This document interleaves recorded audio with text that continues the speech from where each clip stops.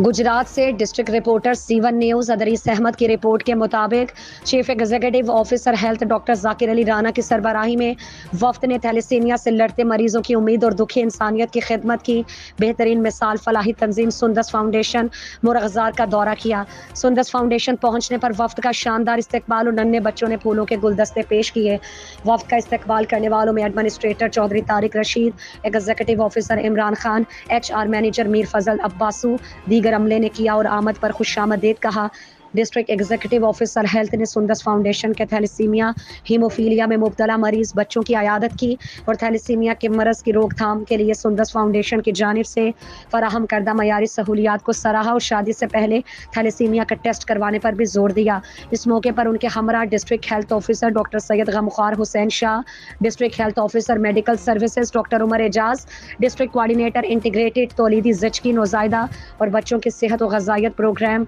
और director district health development centre programme doctor Syed Aitzaz Ahmed, deputy district health officer तहसील Gujrat doctor Usman Naeem, deputy district health officer तहसील Kharian doctor Waheed Kamran शामिल थे। वफ्द को सुंदस फाउंडेशन के मुख्तलिफ शोबाजात का मुआयना कराया गया और ब्रीफिंग दी गई, जिस पर वफ्द ने इत्मीनान का इजहार किया। उन्होंने मुखय्यर हजरात से अपील की कि वो सुंदस फाउंडेशन को अपनी ज़कात और अतियात दें ताकि थैलेसीमिया से लड़ते मरीजों को ज़िंदगी की खुशियों में शामिल किया जा सके।